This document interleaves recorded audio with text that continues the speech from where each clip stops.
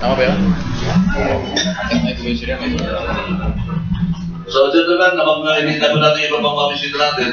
Hopefully, makakarating si Congressman Leopoldo Batawin at saka si Congressman Gary Aleja Matulis ng Pagtulog. At ewan ko kung makakarating din si Atty. Larry Gadon ng legal consultant ni dating Pangulong Gloria Macapagal-Arroyo. We'd like to welcome an old friend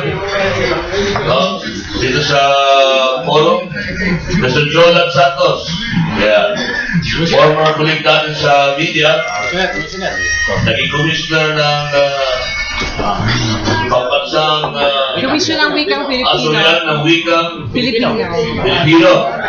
Talagang old. So yan, ng Wikang Pilipino.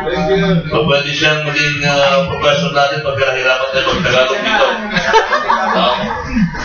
Yung professor sa ngayon, sa Eskwelahan Pamatasan sa Malasyon na Manila. Jolan Santos. Yung The Filipino Reporter, ng araw. The Filipino Reporter. Sana, buhay mo rin. Tayo, buhay mo rin. Marami mo naman ako sa akin yun. Buhay mo rin.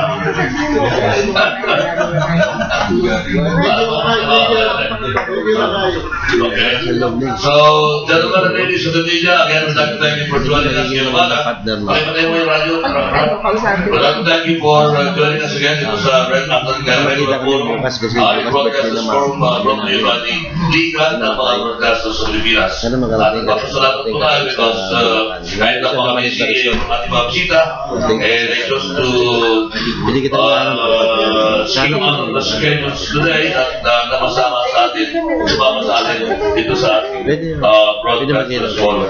Gusto ko lang makilala sa inyo, kasi hindi na kailangan kilalanin ng mga spokesman ng Philippine National Police. Ewan ko kung yung kanyang pagbubuo ay may kinalaman sa namuliliasong PNP SAF massacre. Pero, nandito siya ngayon bilang spokesman ng Philippine National Police. Chief Superintendent Tegaroso Servo. Sir, magandang umaga. Welcome sa Magtabuli dito sa ating Broadcasters Forum. Magandang umaga po sa inyong lahat. Unang-una, maraming salamat sa invitasyon. At tama po, ito'y pangalawa ko na bilang PIO. Wala namang ibig sabihin yung pagbabalik na ito. Ito ay part lang ng talagang regular movement po rin namin sa PNP. Minsan talagang iba yung bumabalik. Kung ating babalikan ng kasaysayan ng PIO, General Bartolome, General Espina, may isang beses po sila nag-PIO. So, hindi ito extraordinary. Pero I'm looking forward na makakatrabaho ko po ulit kayong lahat. Maraming salamat po. Nagiging PNP chief ang Stepping stone. Stepping stone na pala maging PNP chief.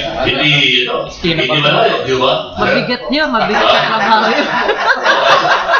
Bata pa siya, bata pa. Sir, totoo ba yung tingin rin na yung pagkakalipat-lipat normal occurrence sa Philippine National Police? May kinalaman pa rin daw si suspended PNP chief Alan Purisima. Ito sa pinaka-latest na regulon. Totoo ba yan?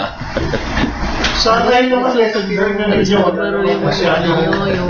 changes pa rin. Kasi kinakwento niya yung tungkol dun sa jury.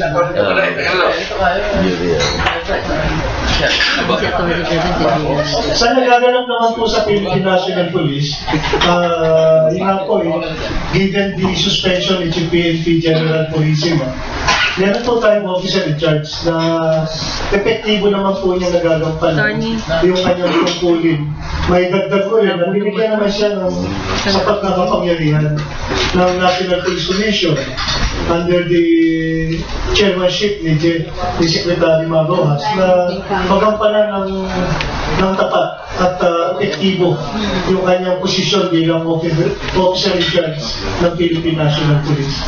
In short, in terms of leadership o pamumuno, wala naman pong vacuum o walang kahinaan. Ang Philippine National Police ay tuloy-tuloy pong matatag at matibay na nagsiservisyo po sa ating lahat. Thank you, sir. Iuwi mo rin kayo. ipagkilala ko yung mga natin mga guests sa umaga. Ako sa Attorney doon sa Dulukanan. Kasama natin ngayong umaga si Ginoong Janto Morales, kasama rin natin sa media. He's a book author.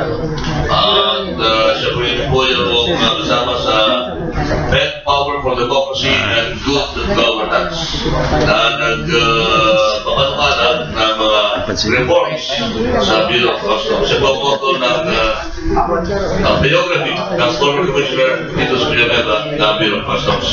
Boss Sandro, konting background na muna dito sa inyong Pet Power for Democracy and Good Governance.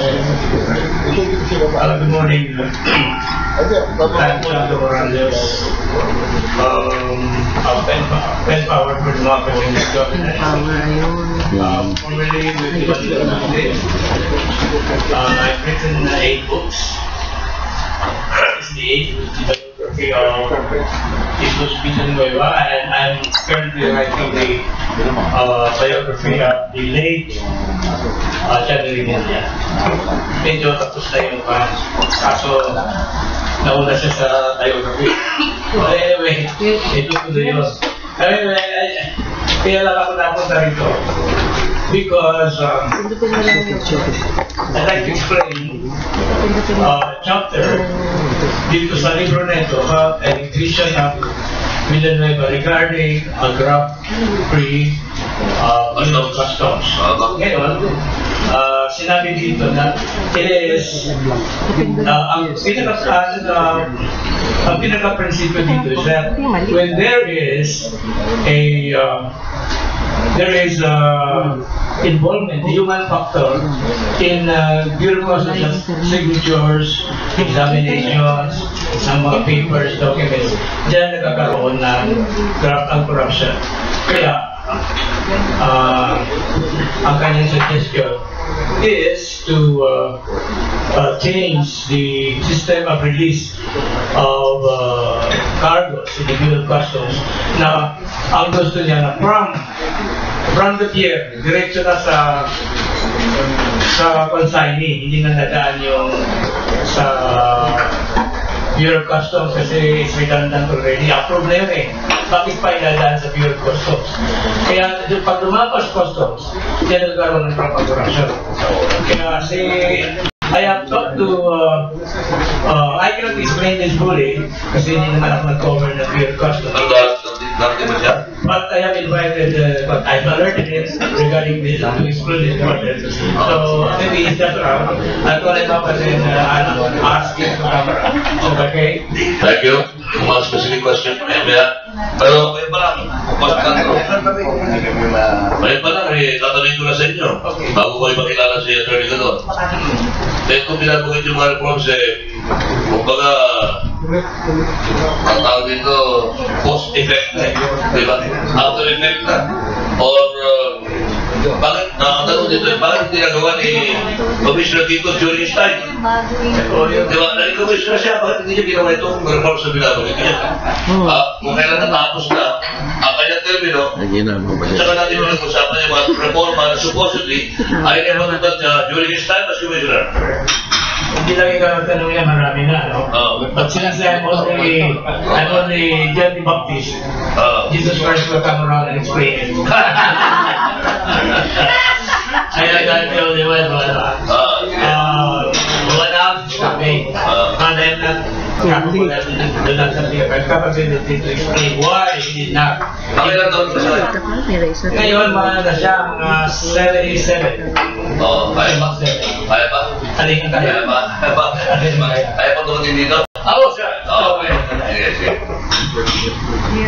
Alam ko sa aking nadulukanan na is the singing lawyer. Bakit pag hindi niyo ba napakinggan kumanta ito? Kaya po sinasabi singing lawyer kasi napakagaling na kumanta. Ang kilala natin lahat si Attorney Larry Gadon, isa sa mga consultants ni Dating Pangulong Gloria Macapagal-Arroyo.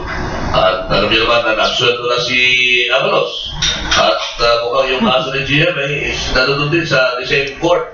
Kung saan ay nandun din sa court mismo on the same court na nag-absuelto kay Avalos. Attorney Larry Gadon, magandang umaga and thank you for joining us ngayong umaga. Magandang umaga sa inyo lahat at may papasalamat ako sa iyo lang sapagkat na-ulit ko. Pwede ka na kung... Alright. Siguro, una-una,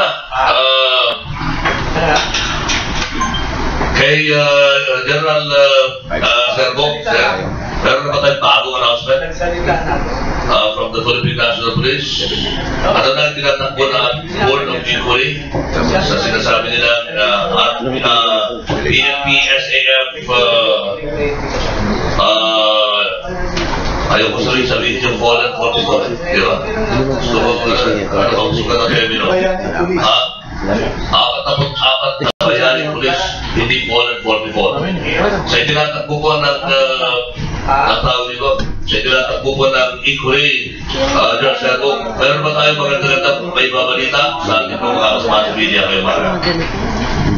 Well, ayun nga po, meron pong Board of Inquiry ng Philippine National Police. Inuulit ko, ang chairman, ang head po nito si General Benjamin Magalo, ang tumatayo ng direktor ng CIDG. Critical yung kanyang papel dito bilang direktor ng CIDG. Kasi mostly investigation ang magiging trust nitong Board of Inquiry.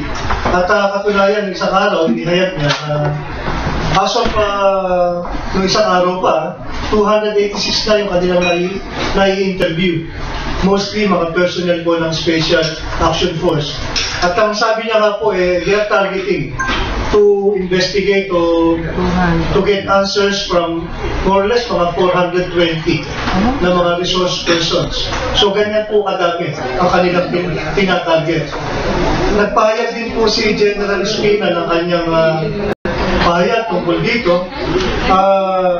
Ang plano po ng PNP talaga mabigyan ng kompletong kasagutan yung mga katanungan po ng ating mga kababayan. Although we have to consider also yung timetable nito. Ayaw natin maging mabilis para baka naman hindi maging kompleto. Although ayaw natin magtagal. Baka naman mainit na yung taong bayan sa paghanap ng kasagutan. Sa sinasabi po ni General Espina, siguro sinasabi niya more or less in a month makakapagbigay tayo ng kompleto or konkretong resulta dito sa ating Board of Inquiry. Umasa po kayo na ipatatawag, kakausapin ng Board of Inquiry, very possible na pwede makapagbigay ng linaw dito sa nangyari po sa mga sapano. Nag-create po kami ng operational audit team. Ito po ay binubuo rin ng mga piling opisyal. Sila Senior Superintendent Binag, Senior Superintendent Durana, and Senior Superintendent po. Ang operational audit po, tutukuyin ito mula puno hanggang dulo kung ano ba nangyari sa Mapasapano. Pag nagkakandak po kasi ng operation siyempre bago mag-launch ng operation titignan natin ano bang sitwasyon dyan. Ano bang available intelligence? Ano bang enemy situation? Ano bang terrain? Yan po titignan niya ng operational audit team. Titignan din kung paano sinagawa yung operation. Ano ba yung klaseng pagpaplano na kinonsider ng Special Action Force? Ano kadaming tao ba yung kanilang ginamit? Ano ba yung kanilang ginamit na taktika, estratehiya? Titingnan po yan. Then, part of the operational audit team, matitingnan po natin siyempre yung service support na kailangan ng SAP, nangailangan ba sila ng artillery, ng air support, and of course, pupunta tayo sa command and control. Sino nagko-command? Sino ang nagko-control ng mga ground troops natin? Mula sa level sa itaas hanggang sa tactical level sa ibaba. The ground troops, the assault teams, the blocking force. And of course, yung sinasabi natin mga coordinations. I cannot delve on the specifics. Ayaw natin pangunahan yung magiging investigasyon ng Board of Inquiry. Although we assure the general public na ang Philippine National Police po ay interesado rin malaman kung ano ba ang tunay na nangyari sa Mapasapano. We owe it dun sa ating mga fallen heroes o dun sa ating mga bayaning police sa kanilang mga naiwan at siyempre sa taong bayan na may paliwanag kung ano ba nangyari dito. So more or less, ito po ang ating pinaka-update dito sa ating Board of Inquiry. Thank you, sir. Tulungan mo lang kami sa media na tama yung ating bigkas. Kasi para kasi minahirapan, iba-ibang mga bigkas namin eh. Mama sa pano, mama sa pa, mama sa pano. Mama sa pano. Dito. Mama sa pano. Tulungan mo muna kami. Wala din ako, ang ginagamit po namin dyan, although hindi ko alam kung tama, mama sa pano. Oo, mama sa pano. Mama sa pano. Tama Mama po sa yun. pano. Kala ko mama sa pano. Mama sa pano. Mama sa pano. Magaling sa pano. Mama sa pano. Tama. Pagkulat mo sa umaga, sa pang bitrans ng umaga, basta nyo dito sa ating broadcasters forum, Osman Gary. Gary Aleja of the Magdalo Party List. Now, former military. Tama. Si Osman Gary Aleja. Ako din ulit kakabalin kasi sa mga naging bida ko kung duwidin. Tama. At sumunod sa yapak ni Senador Antonio Trillanes, di ba? From sabi nila alleged, quote-unquote, from rebel to legislator. Osman Gary Aleja. Sir, pumati mo na kayo. Ako po si Lakay. Alam ko ako Lakay. Lakay, tawagin ako. Magandang umaga po, Lakay, at sa inyo po lahat. Magandang umaga po, and I'm happy to be here. At at least po, mabigyan din ng kaliwanagan ng mga lahat. At nakikinig din po ako sa ibang person. Thank you. Thank you, sir. Si, ano may ganun mo na? Ganun.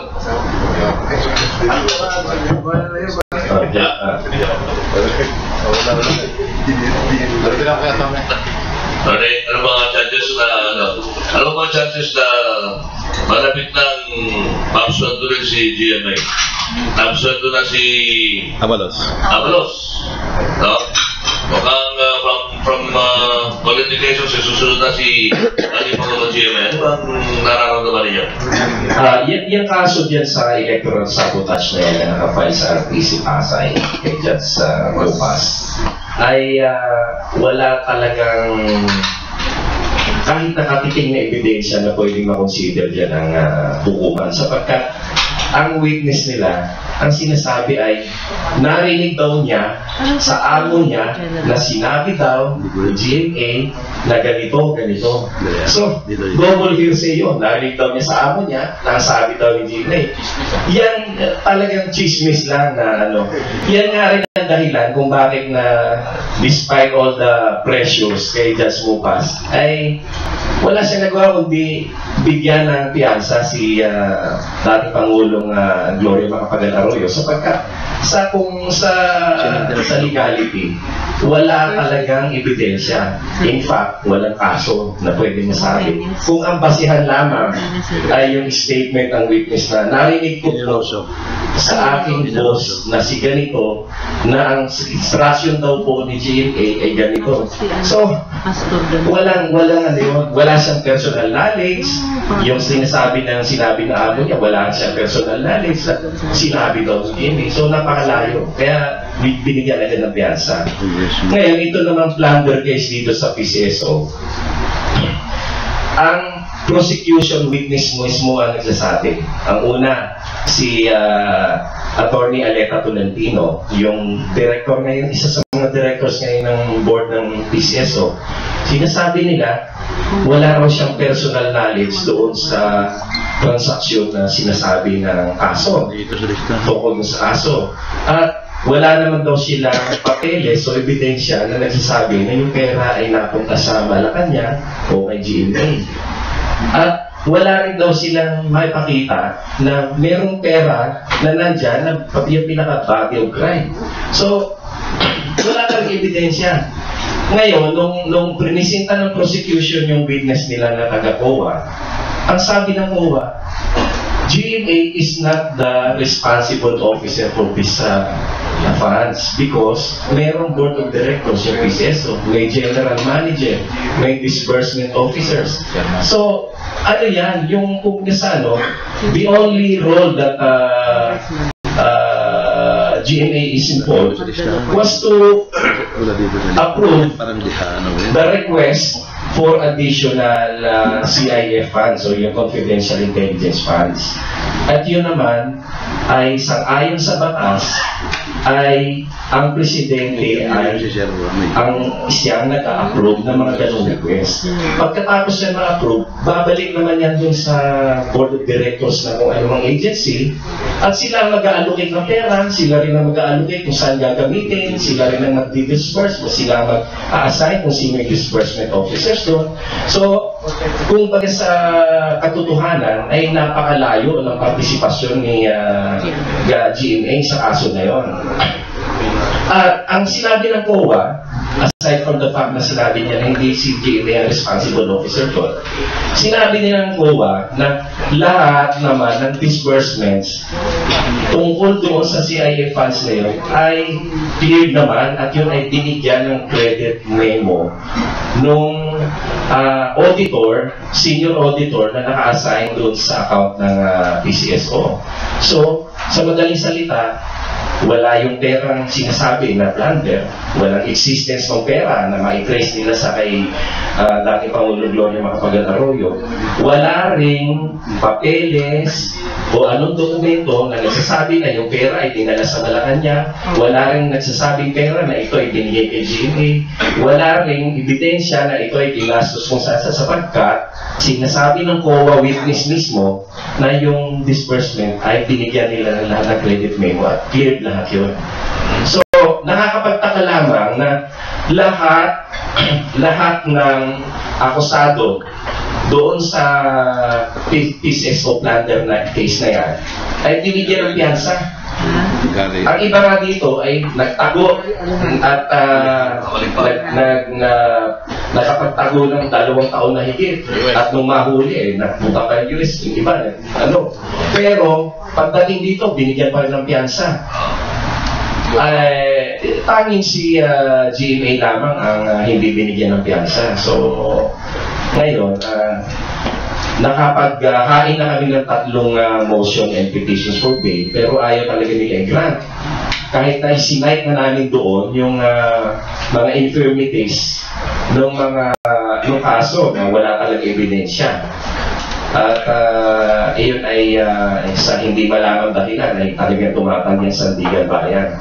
Ngayon, dito sa latest na final namin na petition for bail, ang ginamit na namin dahilan dito ay yung kalusugan ni dating Pangulong Gloria Macapagal-Arroyo ay lalong nag-deteriorate sapagkat ikaw man ang ilagay sa ospital ng 3 taon kahit may sakit ka, talagang gagrabe yung sakit mo. Lalo pa at saan ka naman nakakita ng pasyente sa ospital na limited ang movement. She cannot even go to the chapel para magdasal. Confined na siya doon sa kwarto niya at saka doon sa maikling driveway na pwede siya maglakad para magpa-araw ng 30 minutes sa umaga, 30 minutes sa hapon. Hindi siya pwedeng lumampas doon sa barrier. Oo. Hindi ba ito yung sobrang pagmamalupit at hindi na makatarungan sapagkat siya ay dating presidente at hindi rin may pagkakaila na nung panahon ni GMA napakarami niya nagawang maganda. Ibilang na lang natin yung mga airport, mga highway, mga international na roads na napagawa niya. Yung mga highways na kagaya ng SCTEX, yung nautical highway na ang dami niyang pinagawa mga daan. Gumanda yung ekonomi niya noong panahon ni GMA. In fact, yung nararamdaman nating improvement ng economy ngayon, ay yan ay dahil na rin sa magandang pundasyon na inilagay ng GMA. Hindi naman overnight yan na i-claim na lang ng mga kasalukuyang administrasyon na sinasabi nila na gumanda ekonomiya. Tanungin mo nga, ano na ba napagawa nila? Ano ang konkretong napagawa nila na masasabi mo na sila ang nag-start? Sa kabilang banda, lalong lumalala ang sitwasyon. Lumala ang sitwasyon dito sa MRT, lumala ang sitwasyon sa traffic. At alam mo natin ang negative effects ng traffic sa ekonomiya. Lumala ang sitwasyon sa North Harbor, yung kalagayan ng mga vans yan, yung mga napakaraming problema. Lumala ang peace and order situation. Saka nakakita na ganito. Pero lahat yan, kiniklaim nila na gumanda umanda raw lahat. Ay, sa alam niyo, hindi naman siguro tayo bulag para masabi na maniniwala tayo ng ganun nga ang sitwasyon. Okay. Thank you, Attorney. Bago yung questions niyo, Gentlemen, bago yung questions niyo, si Congressman muna magsasalita at pagkatapos niya, they would like to open the table for questions. Kung, ano ba sa tingin ko ang pinaka-matitindi mga questions na dapat sagutin dito sa PNP SAF 44 massacre, no? Bilang former military man.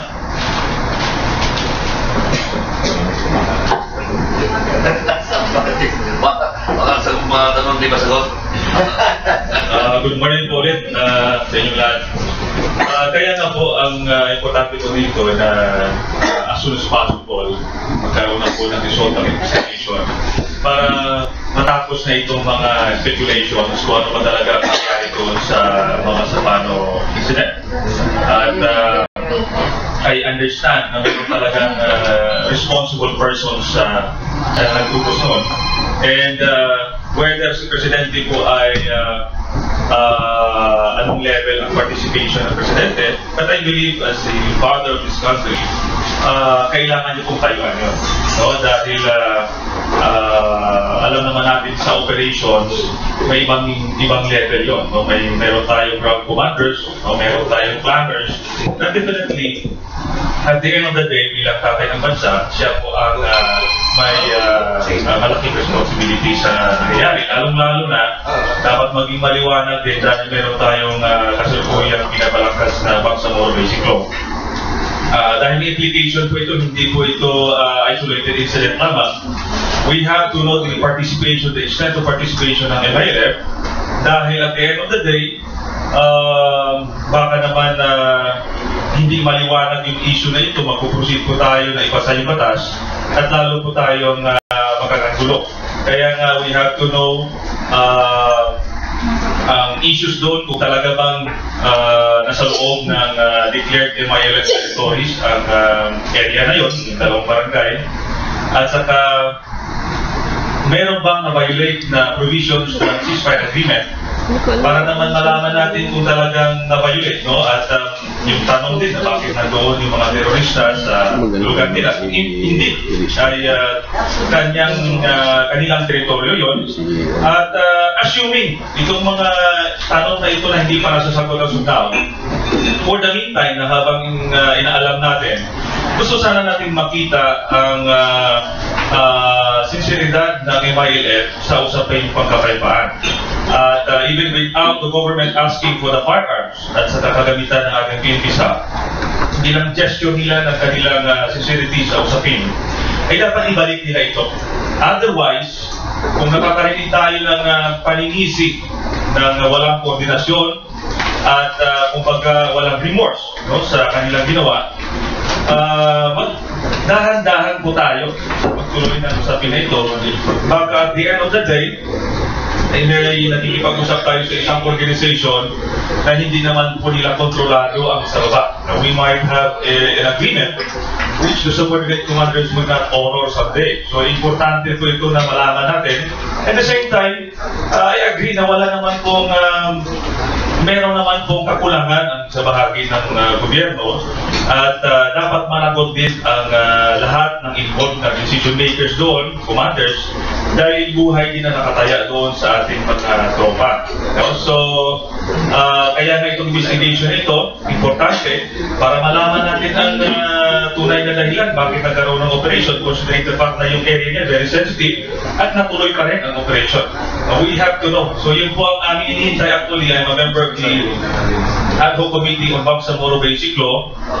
Yun po ang inihintay namin at ako po ay sinasabi sa committee at nag-file po kami ng resolution before the House of Representatives na for the meantime na hindi maliwanag ng lahat, isuspend muna po ang deliberation ng Bangsamoro Basic Law dahil una-una magiging insensitive po tayo na parang business as usual lang at wala pong impact yung nangyari sa mga Sapano. No, at pangalawa, nagpapakita lamang tayo kung tinutuloy natin yan, yung kahinaan tayo ng ating gobyerno bilang Estado, dapat ipakita natin na seryoso tayo sa usapin at seryoso tayo na makuha ang hustisya sa nangyari na yun. No, otherwise, lumalabas na mahina ang gobyerno na parang nabubuli tayo ng mga rebelde. No? At yan ang hinahanap din po ng ating kapulisan at kasundaluhan ng commitment sa ating gobyerno na matulis ang talagang salarin. No? Naiintindihan po natin na wala pong alternative sa kapayapaan. No? Kailangan natin magkaroon ng negosasyon. Pero maghinay-hinay po tayo dyan dahil considering yung emosyon natin lahat, ang polisiya ng ating gobyerno ay nababase din sa kagustuhan ng karamihan Pilipino. So yan ang po ating. Okay, questions? Si Chairman Mura, 42H. O, 42H, ha? Mas may nagsa kasi sa'yo. Kuya Thank you, Mr. President. May tanong sana ako kay General, pero sa tayo ng General kay Atty. muna. But anong balita kay GMA dito sa nangyayari ito? As a former chief, Commander-in-Chief, GMA, di ba? So anong mababanglit niya dito sa napakasakit na nangyayari ito sa pagkamatay ng ating mga pulis? Siya talaga ay malungkot sa pangyayaring ito. In fact, nung pinag-usapan namin ito nung nakaraang linggo sa nagkausap kami, talagang makikita mo sa mararamdaman mo sa pananalita niya yung talagang kalungkutan niya dito sa nangyaring ito. Sapagkat sabi niya, kung sa kanya hindi niya ito papapayaan niya. Meron kaming ipapalabas na official statement galing sa kanya within the week. At sa ngayon, ang gusto nga naman mangyari ay hindi na kami tutulog sa administrasyon sa bagay na ito. Hindi muna kami magsasalita. Sapagkat ang gusto namin ay gumawa ng paraan kung paano kami makatulong doon sa mga pamilya ng mga nasawing mga bayani natin na kung maaari ay makapagpadala na kami ng mga tulong. At yun ay mag-i-spearhead kami noon na magtahimik lang at basta magpapadala na lang kami ng tulong sa mga bawat pamilya. Okay, General, yung latest na video na lumabas galing sa RTVM, medyo matindihan dating kasi after nung makipag-usap ng Presidente doon sa mga asawa ng mga namatay, makipag-usap dun sa inyong kabaro, sa lahat ng SAP. 3 beses nagtanong ang Presidente kung sino ang gustong magsalita, maglabas ng sama ng loob. Pero ni isa sa mga pulis hindi sumagot. Yung mga din Commander-in-Chief na nagtatanong, ano ang tingin, ano ang dating sa PNP, bakit ganun ang naging aksyon ng PNP sa harap ng Commander-in-Chief? Hindi sila naglakas ng loob at tanong, hindi sila sumagot. Kakabigyan katahimikan sa 3 beses tinanong ng Presidente. Hanggang sa bandang huli, nagpaalam ng Presidente dahil wala nang tatanong, bakit gano'n ang mga pulis? Ano po yung salubin nila kung meron po kayong alam doon? Doon sa nangyari. Bago-bago kasi ito. Doon sa sitwasyon po na yun, dapat, ika po, unawain din natin na, for example, yung tingnan natin, ilagay natin yung sarili natin sa mga pulis na tinatanong ng ating Pangulo. Hindi natin mahuhulaan kung anong naging damdamin nila during that time. Pero perhaps we can say na kasi within the organization mismo meron naman kaming mechanisms to find out o alamin kung ano man ang mga issues or concerns na bumabagabag sa ating mga kapulisan. Meron kami mga reading sistema o proseso na kung saan malaya nilang naihayag yung kanilang mga problema, mga suliranin. Marahil during that time, minabuti ng ating mga kapulisan present during that dialogue with the President na gamitin itong mga proseso ito. Marahil hindi naman nila nakikita yung kahalagahan na ihayag pa ito sa level ng ating Pangulo. Considering the fact na, yun nga po, meron naman kami mga existing mechanism. So, ganun po. Maaaring tignan po natin sa pamamaraan na ganun. Hindi kaya galit sila, kaya ayaw magtanong. ayaw magsalita sa harap ng Commander-in-Chief. Ang sentimento po ng PNP sa kabuuan, una-una, ang Philippine National Police po ay isang matatag na organisasyon. Sa larangan po ng in the performance of our mandate, preservation of peace and order, pakikipagdigma sa mga lawless elements, kasama na dyan ang mga threat groups. Matagal na po kami exposed sa mga ganyang trabaho. Malungkot nga lang po at kakaiba yung nangyari sa mga Sapano. Pero ganun pa man, ito po ay masasabi natin while we mourn o nagdadalamhati. After all, mga kapatid po namin sa servisyo, yung mga namatay, kami po, professional po, ang kabuo ang ating mga pulis na handa naman pong tanggapin yung mga ganitong malulungkot na pangyayari, and handa pa rin nagampanan in the following days yung kanilang mga respective taskings, yung kanilang mga mandato. In fact, siguro utang natin sa mga bayaning pulis na kami bilang mga nasa PNP pa sa ngayon ay gamitin itong kanilang kabayanihan o yung kanilang pagkamatay na ma-improve yung serbisyo po ng Philippine National Police. Siguro it would be unfair para sa mga bayaning pulis na itong insidente ito ay magresulta sa demoralisasyon o magresulta sa isang pulis na sabihin natin low moral o pulis na PNP na hindi makakapag-perform ng trabaho. Bagkus, ginagamit po natin itong sitwasyon na ito upang mapalakas, ma-inspire yung ating mga kapulisan na gayahin, marahil to their own legal way, yung kabayanihan na pinakita ng ating SAP 444. Alam ba ng pulis, alam ba ng higher authority ng ating PNP na mas galit ang taong bayan kaysa pulis sa nangyari? Ibig sabihin, mas nasaktan ang taong bayan sa nangyari kaysa, although may galit yung pulis, pero galit na yung bayan. At saka isa pa general, sinabi ni former President Ramos kahapon ito, sabi niya si Pinoy may violation doon sa chain of command. Ayaw ko kung anong dating sa inyo. Una-una doon sa sentimiento, hindi naman natin pwede sabihin galit or pagkabuhin. Siguro very strong yung word na yan.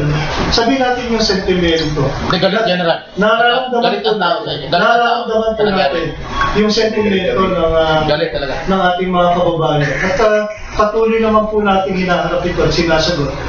Kami po kung ating titingnan, ang Philippine National Police ay kabahagi din po ng pamayanan. Kung more or less reflection din po ng kung anong nararamdaman ng ating mga kababayan. More or less nararamdaman din ng ating mga kapulisan. Tulad nga nung sabi ko, mga kapatid natin yung namatay, kapatid namin sa serbisyo yung namatay sa mga Sapano. Katulad ng taong bayan, meron din kaming naghahanap din kami ng mga katanungan. So perhaps this board of inquiry na ginagawa ng Philippine National Police will more or less will tell us kung ano ba yung totoong nangyari dito. At kalinsulod po nito will result na makuha natin yung justisya o justice para po sa ating ASAP 44. Yung chain of command na sabi niya. Hindi, Mr. President. Yung issue dun sa chain of command. Ang chain of command po ay tulad na nasabi ko, matatag ang PNP. Wala tayong leadership vacuum na tulad ng ini-insinuate ng iba. Meron po tayong officer in charge, given the suspension of the Chief PNP, General Purisima. Yung ating pong OIC, si General Leonardo Espina, I would say na talagang epektibo na i-discharge niya yung duties and responsibilities ng isang Chief PNP in the absence of General Purisima. Maidagdag ko na rin na binigyan siya ng sapat na kapangyarihan kahit siya isang OIC ng ating National Police Commission, Secretary Marroas, nang sa ganun epektibo niya may di-discharge yung kanyang responsibility bilang puno ng Philippine National Police. At katunayan, tomorrow, bukas po, magkakaroon kami ng command conference at dito, pangungunahan mismo ni General Espina yung pakikipagpulong niya sa mga key officers of the Philippine National Police. That goes to show na yung chain of command in the Philippine National Police remains strong and effective. General, sorry. Kasi ang linaw ng sinabi ni General Espina, hindi nga niya alam yung operation eh. Yung chain of command, dapat alam niya yun, dapat ipinaalam sa kanya. Well, sinasabi niya meron na yan after. May mangyari. Ang sinasabi ko, tinatanong ko, yung before na mangyari yung massacre, walang chain of command kasi hindi ipinarating ng Presidente sa OIC Director General at saka Chief of Staff ng Armed Forces. Paano ba? Kasi kami sa media, hirap kami magpaliwanag. Ngayon sinasabi ko, meron ngayon. Eh nung bago nangyari, wala na. Hindi alam ni General Espina in public sa mga interview. Sabi niya, hindi ko nga alam ito eh. Nasa na yung chain of command yun? Siguro hintayin natin yung magiging kasagutan ng Board Inquiry. Sorry General, kasi sabihin nyo yung direction naman kasi ang hirap po kasi magpaliwanag sa side namin na yun yung sinasabi nyo, ang layo doon sa nangyayari. Direction po natin. Ay, for one, experience-wise. Nung ako po na gumraduate sa Philippine Military Academy noong 1984, incidentally, dyan po ako na-assign. Area po namin yung Maguindanao. And in numerous times nakapag-operate namin po ako dyan. Incidentally pa rin, nung ako'y nandyan, as a detachment commander, later on platoon leader, nagkataon din na ang commanding officer ko during that time was then Captain Getulio na Peñas. May karanasan po kami sa area po na yan.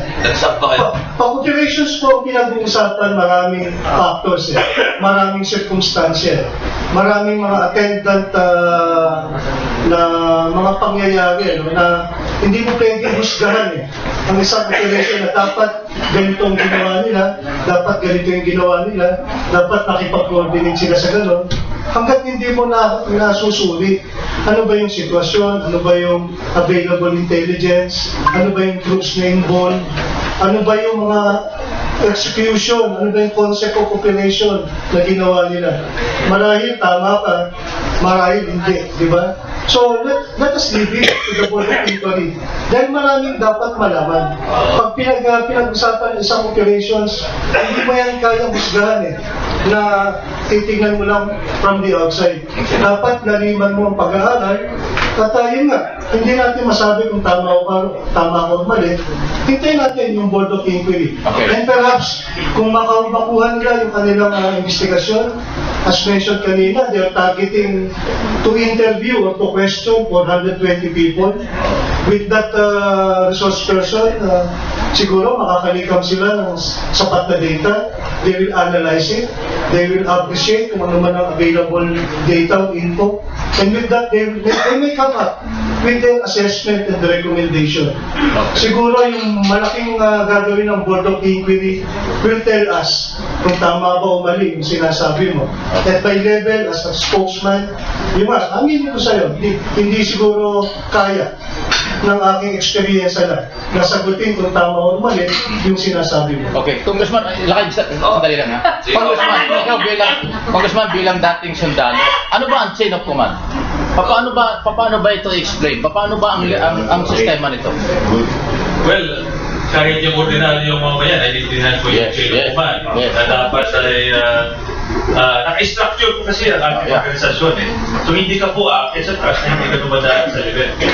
Kung ikaw po ay isang platoon commander, you have to go through your company commander first before going to battalion commander.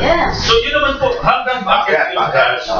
Ang sa akin naman po, meron po kasi mga usual operations na kailangan dumaan sa proseso. Meron naman mga special operations na kailangan po ng operational security, kailangan po ng selected personalities or units na kailangan.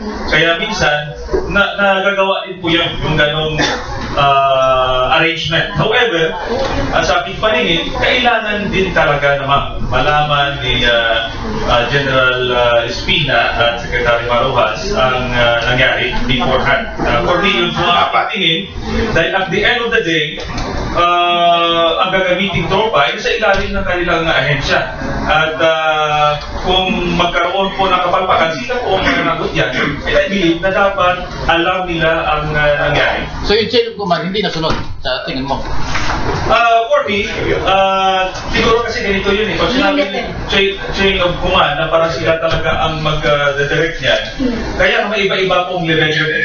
Ang sa akin, merely informing ay pwede na po sa atin. Yung sa akin ang chain of command na kailangan alam nila. Chain of command pa rin po yun. Okay. SP. Mamamatay nga mga pulis, kawawa naman. Hindi. Magandang umaga, with your due respect. Pwede kayong dalawa sagutin. Simple lang ang question ko, pero bago ako mag-question, magpakilala muna ako. Why I am so interested in this? Kasi nung hindi pa ako Kristiyano, ay talagang aktibo ako as one of the best PR ng Philippine National Police, DILG, National Police Commission, and military. Noon yun, nung ako'y bata pa. Maganda, bata pa. Pero wala akong kabit, ha? Anyway, with your due respect nga eh. Tanong ka Kabit naman. Oo nga, sandali lang. Masyado mo kasing pinabigat agad. Ikaw talaga, chairman. Trabaho pa agad eh. Ayaw ka naman tuwan. Ano magka-diretso eh. Diretso. Si SP pala si Kiboy na equalizer. The real equalizer na ang nagbansat sa akin ay militar, Major General Joel Adriatico. Ngayon nagbabalik. Lalabas na uli ang ating equalizer magazine. Question. Very simple. Kumusta na ang relasyon ng Armed Forces of the Philippines at ang Philippine National Police? Magpakatotoo lang po tayo, General. And bakit sa ngayon nang nakita ko, kasi dati hindi talaga gumagawa ang militar o PNP nang walang nasa taas. Ngayon nakapagtataka, wala na si Purisima, pero mukhang siya yata ang nasa likod ng lahat. Gano'n ito katotoo. Kayo muna. Simple pero na. Sa issue po ng relationship ng AFP at ng PNP, alam niyo itong mga organization na ito, malayo na po ang pinagsamahan. In fact, bago naman nagkaroon ng Philippine National Police, most officers po natin sa PNP ay member of the Armed Forces of the Philippines. Matibay po ito at matatag. When it comes to coordination, when it comes to relationship, lalo po itong pinatatag ng mga, kasi systemic sa pag-launch ng mga, sa pag-perform ng aming respective function, medyo related eh. That's why marami po kami coordinative committees, bodies, na ang layunin ay talagang i-dovetail yung mga ginagawa ng AFP at ng PNP. In terms of intelligence, meron po kaming joint AFP-PNP Intelligence Committee na ito ay replicated from the national down the line hanggang sa level po ng mga probinsya. Meron po kaming joint peace and order and security coordinating committee at the national level, the regional level, provincial level, hanggang nga po sa level ng mga munisipyo. We encourage for example, hanggang sa level ng mga chief of police sa isang munisipyo, we encourage them to coordinate with their counterparts. Maaaring detachment commander yan ng ating AFP o maaaring mga commanding officer ng mga military units na nakadeploy sa kanilang area. At talking of coordination, joint operations, napakarami po ng mga successful operations na ikinandak ng AFP at ng PNP in the past na nagresulta sa mga magagandang accomplishment. That includes yung arrest ng mga matataas na high-value targets.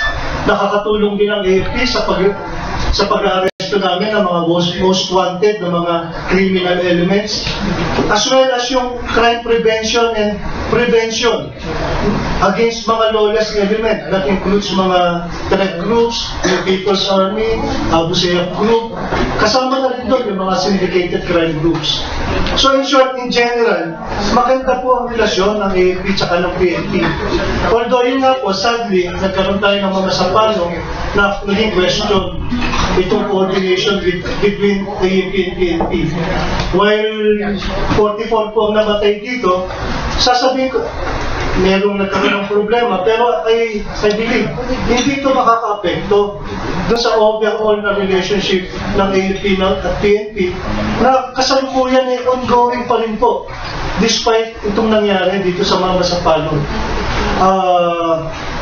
Anyway, yung specifics ng Mama Sapano, that will have to be find out ng ating Board of Inquiry, what went wrong. Actually, marami lang lumalabas sa ating mga open sources kung ano ba yung mga nangyari dyan. Accordingly, ito rin nangyari sa on the PNP side. Accordingly, ito rin nangyari sa AFP side. Pero yun nga po, in the general, AFP and PNP, our relationship remains strong. Okay. Hindi po yan nagbago. Salamat. Sasagutin ko lang po, Hindi nasagot yung ano. dito ngayon sa ating Hindi nasagot yung hindi po natin iwasan na nagkaroon ngayon yan dahil lumalabas na nagsisisi ng dalawang organisasyon. Bilang institusyon, itong AFP sa PNP, matibay po itong relasyon yan. No? However, hindi naman perfecto yan, ang relasyon na yan. At ating pong pinapayo sa PNP at saka sa AFP na once and for all ay pareho po dapat ang kanilang coordinated po sila sa kanilang sinasabi dahil masisira po yung relasyon na yan. So patuloy na nagsisihan tayo before the public na may kasalanan ng polis, hindi na-reinforce ang AFP. Ang AFP sinabi, ba't hindi kayo na-reinforce? Ang sabi nyo. No? The point is, namatayan na po ang government groups. No? Hindi lang ito PNP at saka AFP. The fact still remains na meron pa rin po sa loob ng ating organisasyon na kakulangan na dapat i-improve katulad po ng sharing of information, no? Interoperability, ay dapat ma-enhance nun natin yan dahil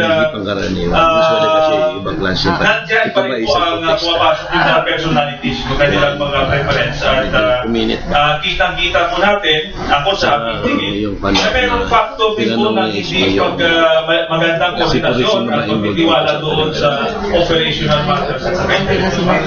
So, yung dalawang organisasyon na yan, dalawang institusyon na yan, ay matibay po yan bilang institusyon. Pero yun nga po, kailangan i-enhance pa. Marami po dapat na yun. So, yung speculation ng tao na gustong pumapil ulit ni Chief PNP. Sa sitwasyon na to, parang si Lolo niya Ito po sa akin lang, sabi ko, kailangan po kailangan masagot ka agad para maiwasan ang spekulasyon. Okay na yan.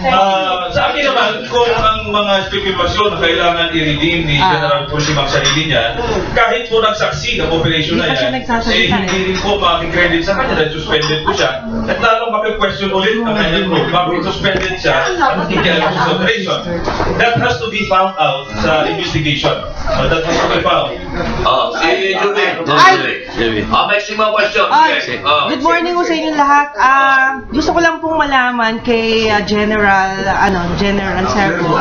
Yung po bang pagpapakalbo ng mga kapulisan ay bilang isang sentimiento sa nila pagluluksa po. Ito po ba'y nangangahulugan din ng galit o protesta nila laban sa kung kanino pa man o sa pinaka-commander-in-chief. Pangalawa po, bilang isang abogado naman kay Attorney Gadon, posible ho ba na ipakita sa publiko ano man yung nakapaloob dun sa BBL para naman din yung posible ba na mangyari? Kasi bago pirmahan, dapat alam din ng taong bayan yun, di ba? Meron bang karapatan doon? Si General muna. Thank you po. Doon sa issue po ng pagpapakalbo, ang take namin dito is parang simbolo ng pakikidalamhati. First time kasi, first time. Black band. Yes, sa aming mga badges. Pagkakalam ko, first time namin. First time po, opo. So, yun nga ang pong PNP ay nagluluksa sa nangyari. Opo. Ganun na rin yung mga sentimento na naririnig natin from PNPA, Alumni Association, naunawaan po natin yan. 44 po yung namatay natin na kapatid dito. So, hindi natin mayayari sa kanila na malungkot, magalamhati. Pero ganun pa man sa mga friends natin na masasabi natin nagluluksa. Again, ito naman ang magagarantiya namin sa inyo. Patuloy po silang magtatrabaho, patuloy po nilang ipe-perform yung kanilang mga mandated tasks. Sir, kung sakali po, halimbawa lang po, kung sakali lang bilang isang pulis po, mababawasan po ba ang paniniwala niyo sa Pangulo? Kung sakaling gagawin niyo yon, meron bang posibilidad na mangyari yon? Paano? Halimbawa po, nagpakalbo ka, yung para bang lumalabas na nabawasan, protesta kasi, nabawasan yung tiwala mo sa Commander-in-Chief. Hindi naman. Hindi naman. Titignan natin ang Commander-in-Chief natin dito ay ang ating mahal na Pangulo. Kung ibabalikan naman natin itong nangyari after the incident sa Mamasapalo, nakita naman namin sa PNP yung concern, yung naipinakita ni Pangulong Aquino sa PNP. In fact, dun sa kanyang mensahe, siya kaagad yung una nagsabi na dapat matutukan natin yung mga pangangailangan ng kanilang mga naiwan. Dapat tignan natin yung aspeto na malaman natin kung anong katotohanan. Siya ang una nag-mention about the creation of the Board of Inquiry. So, kami bilang mga pulis, isang malaking bagay na yun, na marinig namin from our Commander-in-Chief.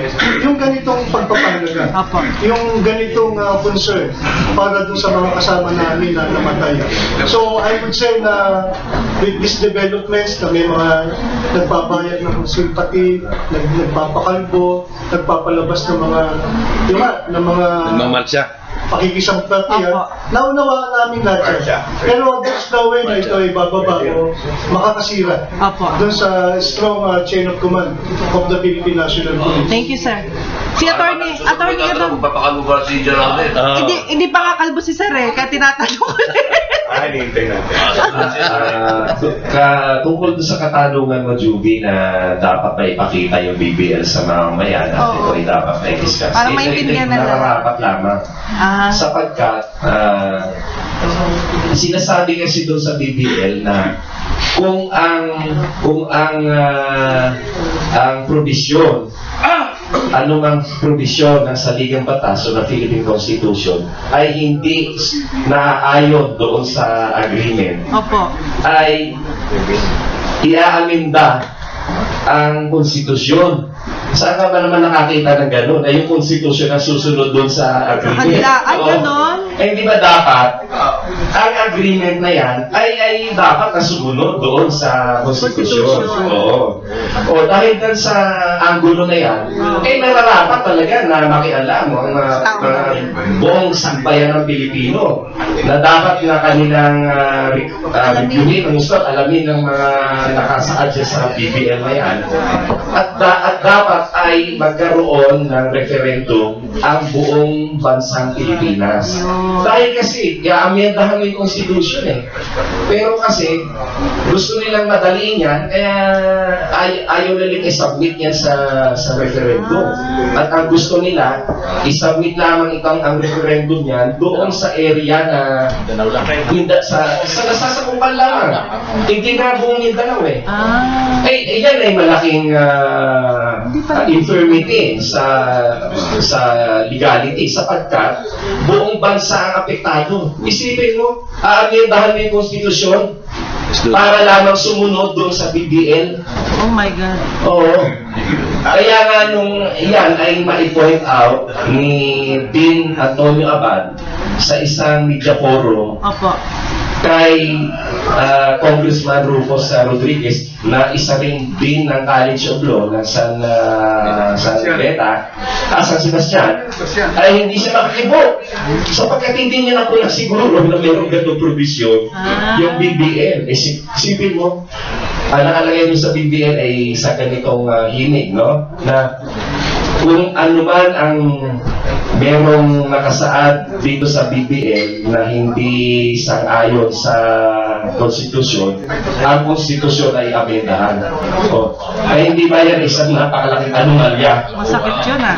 Okay, sorry. Thank you, Si Si Congressman, may sagot. Kasi Ah, yes, siya, meron sir. ng ano, Yes, sir. Committee on BBM, mayroon ko comment. Yes po. Miyembro po ako ng committee na yan at gusto ko lang pabulaan yung sinabi ng Tony na hindi po yan. No? Unang-una, ang kasunduan po ay nangyari sa dalawang partido at sa Executive Department at sa MILF. No? At hindi po sakop yan ang legislature at saka yung judiciary because of the separation of powers. No? So kung ano man ang ginawa ng executive, it has to be submitted sa legislature so that mati-check natin kung tama ba o within the frame or the provisions of the Constitution ang laman ng BBL. At sa amin naman po, first, doon sa executive, ang guidelines ay dapat naaayon sa konstitusyon ang pag-uusapang pagkapayapaan. Opo. Kaya nga po, nilinis nila ng unconstitutionality ang sinabit na draft ng Bangsamoro Basic Law. Nang dumating po sa amin ang aming agreement doon na kung merong unconstitutional provisions ay aming tatanggalin. Which is, kami ngayon po ay nagbaba-line by line deliberation ng laman mismo ng Bangsamoro Basic Law. And I would like to assure you na lahat po ng mga unconstitutional doon ay aming tinatanggal. No? Otherwise, kung hindi lang naman nila pala kami tatanong, di sabi natin, ipasa na nila diretso yun. No? At tinanong na rin natin ang panel, no? Both the government and the MILF, paano kung ang laman ng BBL ay marami pong mapapalitan. Ang sabi po nila, ang wish nila, na kung sana ay mapasa ng itoto, no? Na walang papalitan. However, they submit themselves to the wisdom of Congress. So yun po ang ginagawa namin. No? At initially, meron na po kaming proposal sa mga provision. Magkakaroon po kami ng pagbubutuhan sa amendment doon.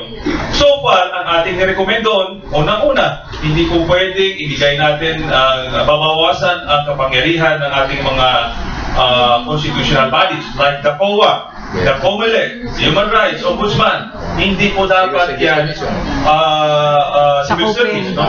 Hindi po dapat na mabawasan ang kapangyarihan nila, no? At yung issue ng yung issue pa ho ng very controversial, yung 10% resolution of contiguous area na sila ay sasali sa Bangsamoro, no? So amin pong tinanggal yan dahil at any time kung na-establish na po yung Bangsamoro government, dandahan yung pagkakainin yung katabi niyang lugar dahil mag-resolution yung lugar na yan, 10%, at kasama na sila, magkakaroon na ng plebiscite doon. Opo. No? So para maiwasan yung parang creeping, no? Creeping expansion, ay tinanggal mo natin dahil yan ay magiging perpetual na source ng kaguluhan. No? Babantayan ang kabila, i-report ng kabila.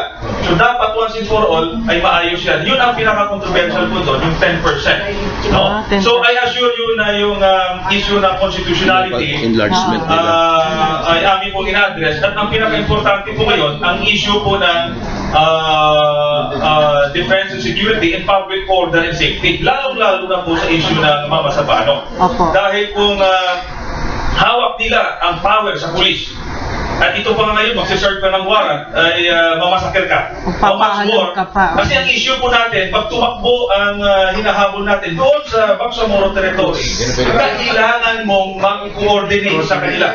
Paano kung sasabihin nila, no, wala dito, wala ka na pong magawa. Tama. Nangyari yun pa sa 2011, na kung saan ay namasakir din po yung ating army doon sa Basilan. No? At ang sabi, hindi po kayo mag-coordinate. Kaya nga po sinachallenge natin ang OPAC dahil sabi noon nila ay i-review yung provisions ng ceasefire agreement para hindi po maulit. Ang tanong po natin sa kanila, wala pong nakasuhan na MILF doon. Wala pong nakulong. And I believe dito ngayon, kung hindi po matibay ang katayuan ng ating gobyerno, wala pong makukulong na MILF dito. At wala pong, kahit tambakan po natin sila ng kaso, pag nag-short ka ng warrant doon, makakasakit ka. Ikaw patay. Kaya nga po ang sa atin, we are interested doon sa commitment ng MILF na hindi po po nila gagawin yung nangyari yun. No? So, yun po ang ating interest dito.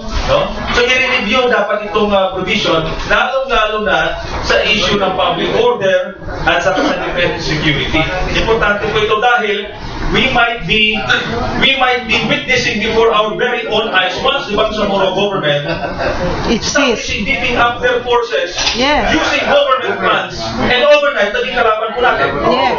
Ito yung very issue. Yun. Actually, yun na nga yung sinasabi ko eh.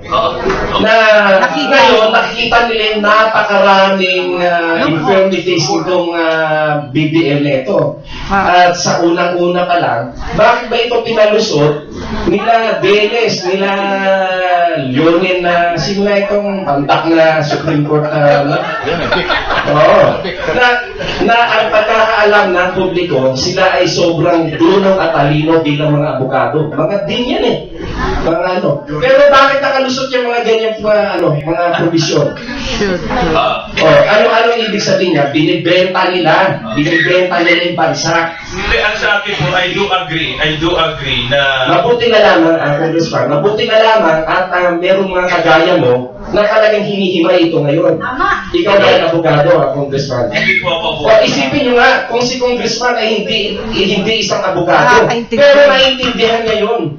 Yung kahalagahan ng mga kamalian na yun. What more, itong sila Veles, itong sila Leonin na pangalan ng pantak na yan. Na mga top-notcher, palamparya mga yan. Pero binibenta nila ang bansa. Kung may isang kagaya ni Congressman, ay nare-realize yung lahat ng kamalian na yan. What more dapat itong mga tao na ito? Mga batikang abogado. Thank you. Attorney. I-google ko kung sino yung pantak na yan. Para malaman ko sino yung pantak na yan. Questions muna, questions. May questions na. Okay, maiba naman. Kasi puro ko, panili apat, may tanong dito eh. Tapos yung lahat, kanino yung bounty mapupunta. Kasi may bounty po ng ang Malaysia, ang Indonesia, at ang Australia. Ngayon, kanino daw talaga mapupunta nga sa mga pamilya ng mga nasawi. Dapat Pilipinas. General. I-explain ko po yung konsepto ng reward system. Meron po tayong reward system within the PNP, within the government, na kung sino man yung tumutulong sa panguhuli ng mga tinatawag nating most wanted person with reward, ito po ay pagkakaloob natin doon sa civilian asset na naging instrumental sa pagkakahuli ng ating most wanted person.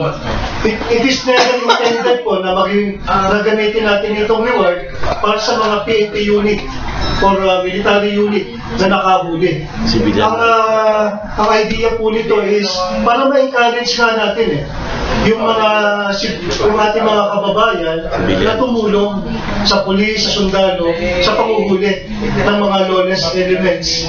So, along that line, talagang ito ay para sa civilian. Mali po yung sinasabi nila na dapat rewardan din yung mga pulis na nakahuli.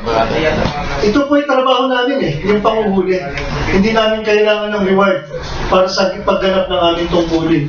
Mismo si General Lapeñas, minention niya yan. Na yung operation na yan is not about the rewards. Kaya sa case po ni Marwan, marami pong rewards sa case po ni Marwan Meron po tayong in-offer na counterpart dyan sa sarili po natin na reward for Marwan. Although sa pagkakaalam ko, ang United States po meron ding rewards para sa pagkakahuli ni Marwan. May sarili po silang sistema. Sasagutan ko ako doon, unang-una, ako po'y naniniwala na hindi ko ginawa operation dahil sa reward. Tama po si General Sermo na trabaho po ng pulis at saka sundalo na mahuli, hindi po sila ang binibigyan ng reward. At saka mga kumandas hindi po. Yung assets o civilian na nagturo, yun ang binibigyan ng reward. So ang sa akin, hindi po dahilan yun nakakalungkot magano lang yun sila ng civilian. sinasabi ng iba, ini-speculate na dahil sa reward ng Julius Colliares ay pinilit ng pulis. I believe professional po ang ating kapulisan at hindi po nila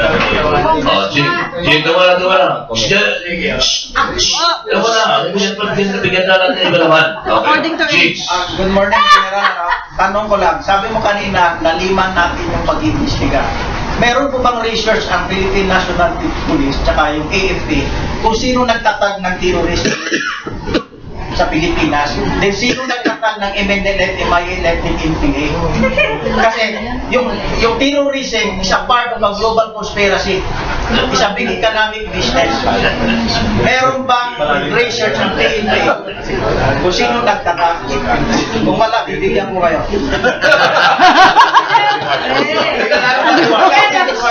Ang CPP-NPA, hindi ba si Minoy at saka si Joma? Wala, no? Of course, meron naman po tayo mga researchers sa mga bagay niya. Siguro, kung babalik na yung kasaysayan ko ng secessionism dito sa bansa natin. Babalikan natin yan, mga 1960s. Kung nagsimula yung mga Mindanao Independent Movement. Hindi pa, way back to Suwari pa. Tugtog Batalang, mga panahon pa nila nun. Panahon pa nung panahon pa ng 60s, meron po yan. The same with the New People's Army na itinatag ito around the mga 1968, 1969, na ito ay breakaway pa mula sa mga partido komunista ng Pilipinas na I think nagsimula pa ng mga 1920s and the 1930s.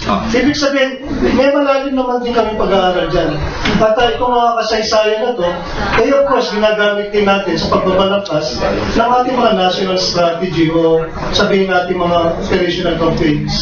Meron po. Then follow up, sir. Tuloy pa rin ba yung brotherhood system ng One Eye sa loob ng organisasyon? Ano po? Brotherhood system. Tungkol sa? Yung brotherhood system ng Philippine National Police or Armed Forces of the Philippines. Yung tinatawag na brotherhood system. Meron yung secret organization ng brotherhood system na tinatawag. Secret pala yun eh. Isang maka? Basta ang pagkakaalam mo po, ang Philippine National Police, Wala tayong maririnig doon. ng ating natong pulis ay nag-cooperate under one organization, under one OIC, kay General Spin. Meron tayong CIA dito, ha? CIA. Nandyan sa tabi. Oh, Brad. Si Chairman? Sir, sa Mike Villarino sa DCXL, ang tanong po sir, kanina you mentioned about nananatiling matatag ang PNP at walang backing of leadership. Pero meron po perception nga ngayon na si General Espina ay parang hindi na siya pa-function talaga na gampanan yung kanyang tungkulin. Dahil nga sinasabi na si General Purisima pa rin siguro batay dun sa mga sinasabi sa loob. Kailan daw po ba talaga magiging ganap na magagampanan ni General Espina yung kanyang tungkulin bilang talagang head ng PNP dyan? At ito ang question sir, kay Representative Alejano, sinasabi niya kayo na matatag ang ugnayan. Matatag sir, kay kinatawa na Alejano, sabi niya matatag po ugnayan ng dalawa, yung AFP and PNP. Tanong ko po kung talagang matatag po, bakit hindi po man nag-responde yung ating mga kasunduruan doon sa nagigipit na itong ating mga staff at commandos? Okay sir, muna sir. Hindi umabot. Yung sa issue ng ng leadership, unang-una mali yung premise mo na hindi magampanan ni General Espina yung kanyang tungkulin. Nagampanan. May marami na po mga bagong dinesignate na mga bagong puno na sa kautusan ko ni General Espina. Marami kami mga kampanya, marami po kami mga bagong programa under the guidance ni General Espina. To think na kung tutuloy sasabihin mo na may leadership vacuum, hindi mo mamamanage ang around 150,000 strong na men and women of the PNP deployed nationwide, 17 regions, around 80 provinces, di ba? Kung walang tumatayong leader. Meron po. At katunayan, maraming direktiba, maraming kautusan na naipalabas under the leadership po ni General Espina. while suspended, si General Apurissima, you cannot prevent at maaaring in personal capacity, maaaring may mga kaibigan, kaklase na dumadalo sa kanya. Pero yung sa level ng pagpapatakbo ng Philippine National Police, solely, ito po ay pinamumunuan ni General Espina. Wala po tayong, sa amin po bilang mga pulis, wala kami nakikitang conflict o ambiguity kung sino man ang leader namin. Isa lang po sa ngayon. Given the suspension ni General Apurissima, ang leader po ng PNP ay si General Espina. Gusto ko lang sagutin nyo, bilang institusyon, matibay po ang samahan ng AFP at saka PNP. No? Matagal na po yan. Gaya ng sabi ko kanina, may mga personalidad sa loob. No? Kung example, mayroong division commander, battalion commander. So, mayroon silang sariling kaparaanan, may personalidad sila. Kaya nga kailangan malaman sa investigasyon kung sino po ang nagkulang doon at dapat managot. May sistema tayo na dapat managot. No? Ang example ko lang po yung sa Albarca massacre. 2011. Meron po na court martial doon ng mga commander. Dahil ang sinasabi natin, kung hindi po maganda ang plano at alanganin ang operasyon noon, ipasok po yung tropa dahil mamamatayan. Kaya nanagot po yung bahagi ng gobyerno, pero yung bahagi doon sa kabila, sa kasunduan ay hindi po nanagot yun. Ngayon dito sa issue na ito, bakit hindi? No? Hindi naman natin i-conclude kaagad na hindi nag-reinforce ang AFP. Actually, nag-reinforce. Ang tanong na lang doon, timely ba? Kailan? Dahil sila po ay pumasok doon sa loob at nasalba pa yung remaining. Dahil kung hindi talaga totally sila nag-reinforce, hindi na po 44 ang mamamatay sa SAP. Marami pa ang mamamatay. 300 plus yan eh. Nandoon yung factors, yung commanders ng PNP, commanders ng AFP, anong nangyari, anong ginawa nyo, at ang intervention ng ating coordinating committee on the cessation of hostilities. Kasi may lumalabas, kaya nga hindi sila makapagalaw dahil mayroong ceasefire agreement. Dapat malaman po natin yan dahil sa tingin ko, habang ang ating tropa ay nakasabak at maliwanag na na-trap sila at outgun at maneuver, napatay na nila kung ako po ang kumanda, hindi ko po papayagan mamamatay sila dahil napaka-istrito kung sinusunod itong ceasefire agreement. Alam mo na rin sa kanila. May always, nasalbalik ko yung tao ko. Pagkatapos, kung meron mga payoy na magpapaliwanag na ako.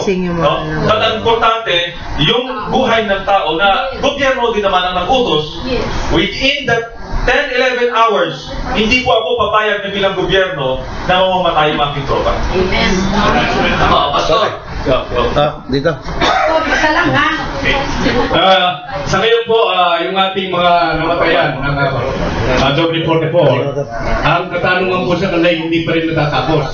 Ang naganap po sa ating bansa ngayon sa ipinakita yung apat na namatay. Doon na ipakita sa tao yung awa ng sambayan ng Pilipino nandun. Pero hanggang ngayon, pwesto naman pa rin po dahil sigit sa mga namatayan.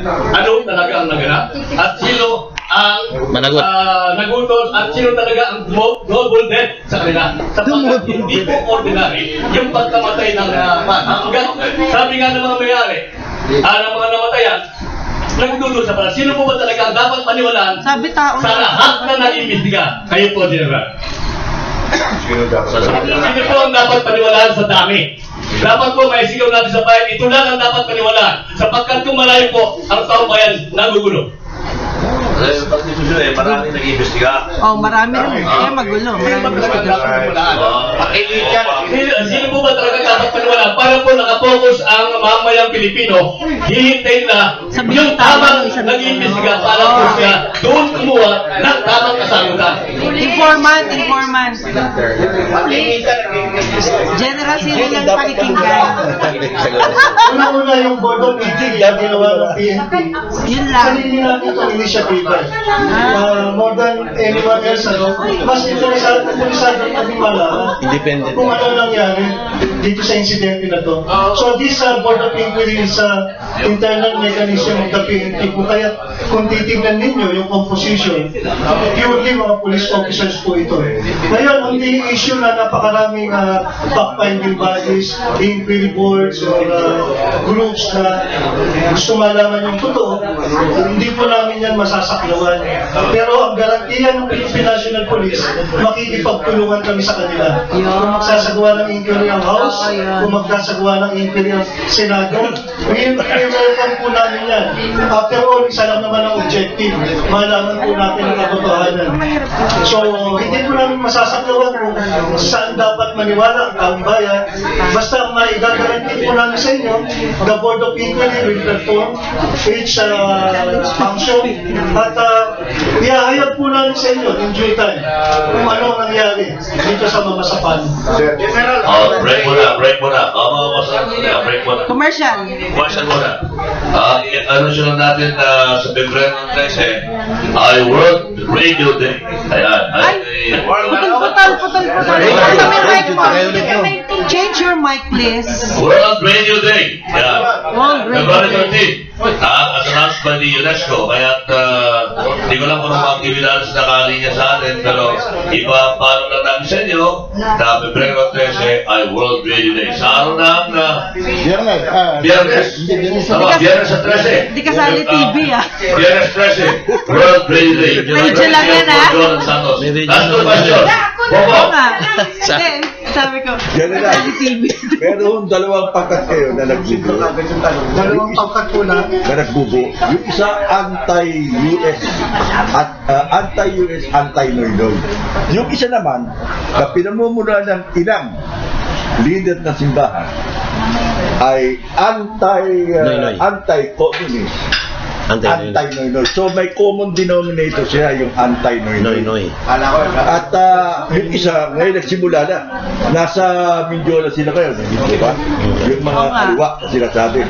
Ngayon, itong isa, nagbabalak din na magbuo. Sabado yun. Yung mga nakapanood dito, yung mga na-involve sa kudita noong nakaraan. Panahon ni Marcos, di ba? Yung EDSA, sila yung mga involved. Involved din sila doon sa panahon ikudita si Joseph Estrada. Kaya rin, ang usap-usapan magkakaroon ako. Ano ang magagawa rito? Ako sasagutin na kita, hindi mangyayari yan. Kasi ayaw din na si Binay, maging presidente. Amen! Ayaw din si Binay. Kaya hindi matutuloy yan. Masisira. At saka lahat tayo antay dito. Ang nag-antay tayo ng resulta ng investigasyon. Kaya lahat tayo antay.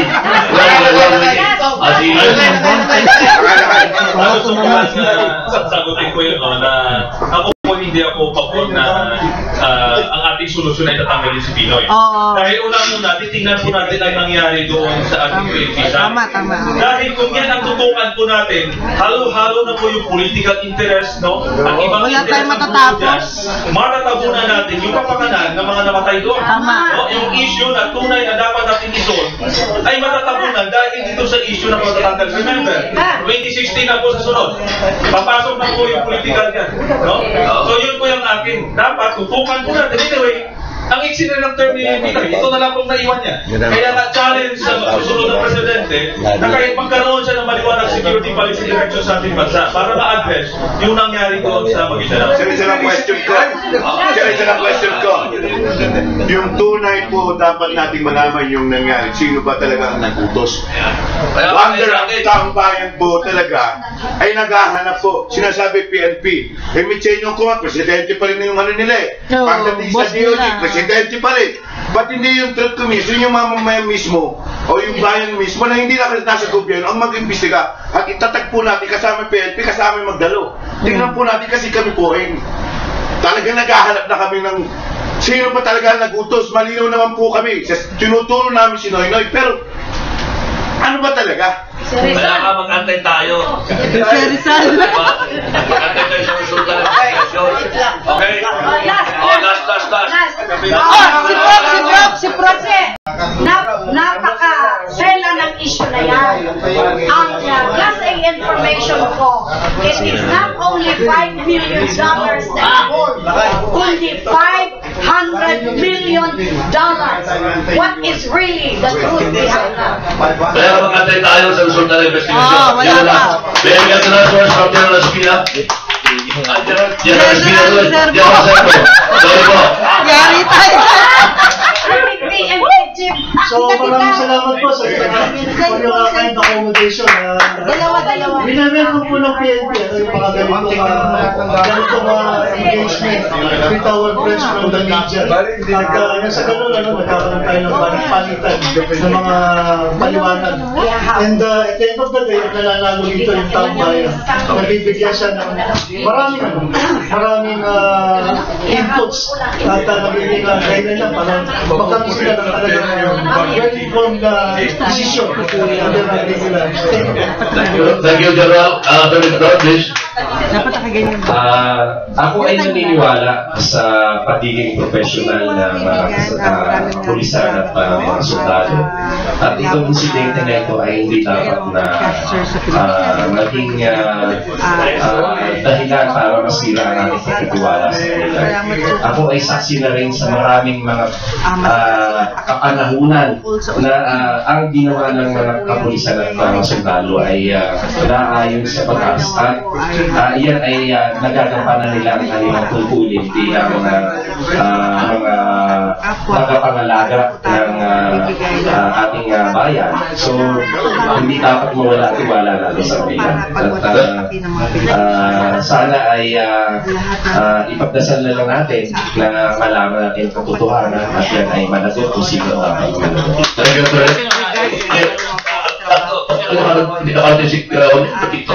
Harinawa po natin.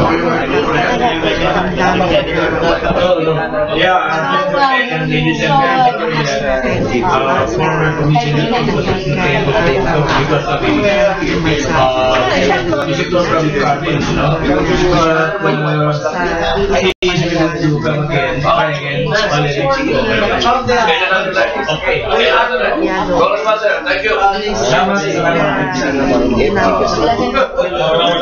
Masalamat po sa inyong pagkita dito sa akin at ako po ay nalalapati ko na wala. Ang akin na po mensahe, I understand po maraming pwede matakot doon. Pero sa sitwasyon ngayon, mataas na po ang ilusyon.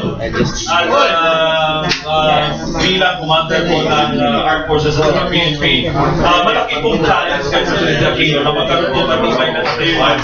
At the end of the day, dahil ini-expect po natin malaki sa kanya, so challenge po sa kanya na magkaroon po ng katayuan sa issue ito, lalong-lalo na para mabigyan ng kasagutan ng lahat ng katanungan natin, and at the same time, mabigyan din ng justisya ang mga namatay natin. Thank you. Salamat po na marami. Until Thursday po. Thank you. Dapat managawa.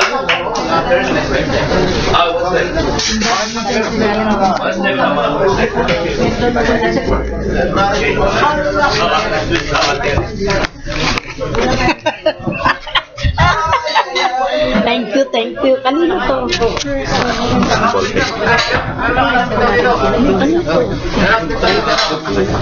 Yun nga, yung Board of Inquiry po, pinawala ni General Magal.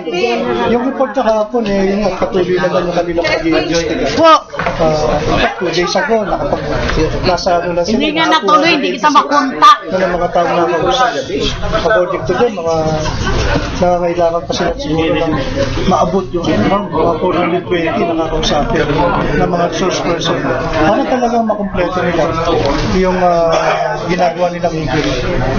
So, dito po sa, kasi binigyan sila nag-grant po yung hiling nila sa na-experience nila sa pinag report. Makaka-comply po ba tayo sa time? With that kind of request from General Magalong, I do not see any reason kung bakit hindi niya may kukumply. Gagawin niya. Meron na pong natataklang pagdinig sa Kamara. Basta ang assurance ng PNP, while we have this Board of Inquiry, patuloy kami makikipagtulungan sa mga ibang ahensya, ibang bodies na naghahangad din na makakita ng katarungan ng katotohanan dito sa mamasapang flash. So kung dito sa mga Senate inquiries o House inquiries na ito po, umasa po kayo na magiging cooperate ang inyong Philippine National Police. Comment lang po dito sa mga liwanag. Ang disirasal ko ng malinig. Tanong mo ito lang.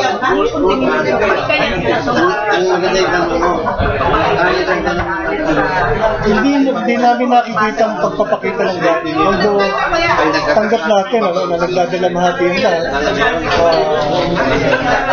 Naunawaan natin ito. Pero yun nga, ang the men and women of the Philippine National Police, mga professional po ito. While we are in the state of mourning, nakikisimpatya kami sa mga naiwan, mga ating na fallen heroes, patuloy ang ginagawa po nating trabaho. We have a professional men and women sa Philippine National Police. Pagkakulaman sa NPA, meron mga member ng staff na nagpakalbo, mayroon sa Philippines ang continuing naman po, ang pagkakaalam ko, yung unang dialogo na ginawa namin yung pinamunuan ni General Espina. Kinausap niya yung mga alumni ng Philippine National Police Academy at yun nga, inalam niya kung ano ba mga nararamdaman, mga issues, mga concerns. Kung babalikan natin yung Board of Inquiry, kasama dito si General Susito. General Susito is a graduate of Philippine National Police Academy. So, with his presence sa Board of Inquiry, marirepresent na yung mga hinaing, mga issues na nararamdaman ng mga kapatid natin sa PNPA, mga graduate ng PNPA. So, in short, pinapakita lang namin ng PNP yung kahandaan na talagang tanggapin kung ano man ang mga recommendation ng lahat dito po sa buong kapulisan. Kung mga hinang ng PNPA, malalaman natin pag nagsabit na ng report ng ibig sabihin na makikita natin yung mga hinaing nila na pag-usapan na yan with General Espina na nakako naman na titignan at tututukan kung ano man yung kanilang mga nararamdaman with respect to this incident. May input na yan.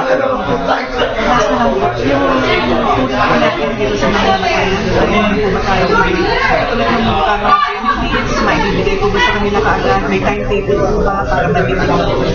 Yun nga po, nung nangyari itong mamasapan, ito nga po ang unang ipinocus ng Philippine National Police. Mismo si Secretary Marojas ang nagutos na talagang tutukan. In fact, nag-assign kami ng pulis, 2 o 3 pulis sa bawat pamilya na ang trabaho ay tutukan yung pagpa-follow up, pagpe-prepare ng mga dokumento, pagpa-follow up ng mga requirements so that matatanggap nila yung mga kaukulang benefits, financial, assistance, pensions, kasama na rin dyan yung mga posibleng scholarship programs sa kanilang mga dependents. In short, lahat po yan tinitignan ng Philippine National Police. Ano po nakarating ito? Kailan po tatanggap ko ng mga... Meron na mga pauna, mga initial advances na ibinigay.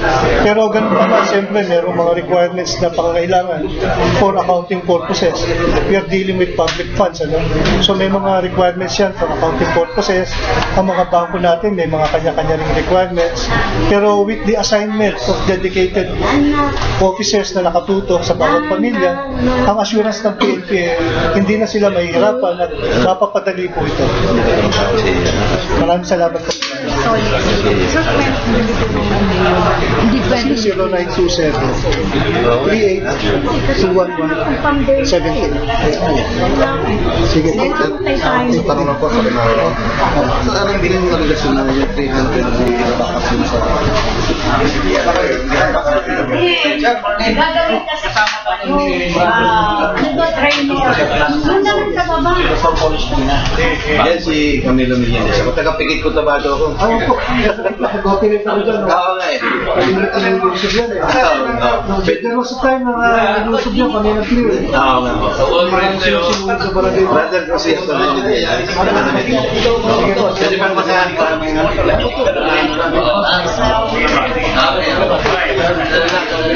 Jonathan, yung war brigade, balita mo. Yan. Sige, yan. War brigade. Kung alayo ko mga kapatid sa radyo, ay hinihingisan natin na pahalagahan natin yung World Radio Day na diniklara ng UNESCO. Para sa atin. Okay, maraming po salamat.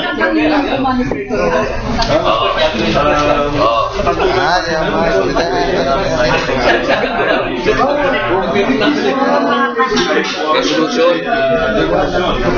Ito na tanong natin.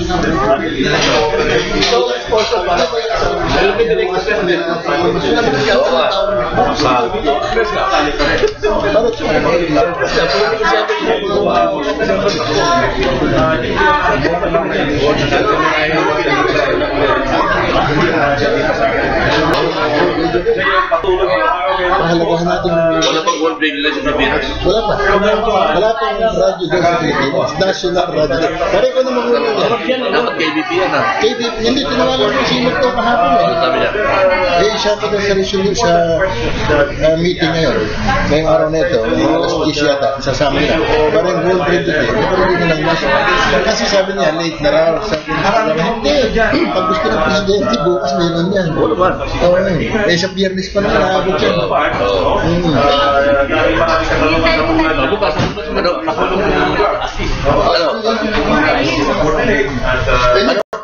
Sa biyernes na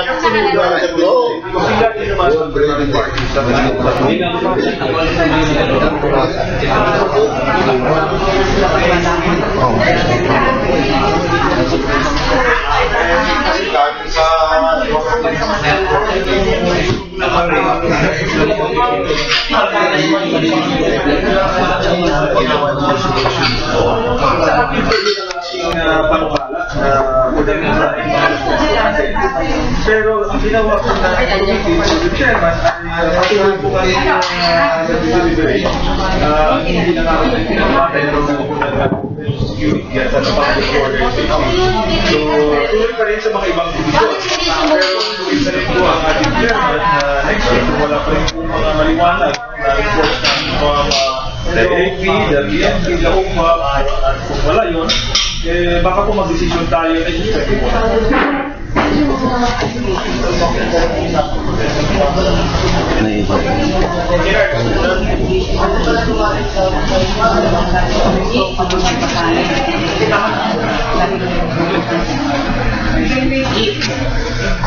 Kaya nga po, yun ang mga tanong na dapat sagutin.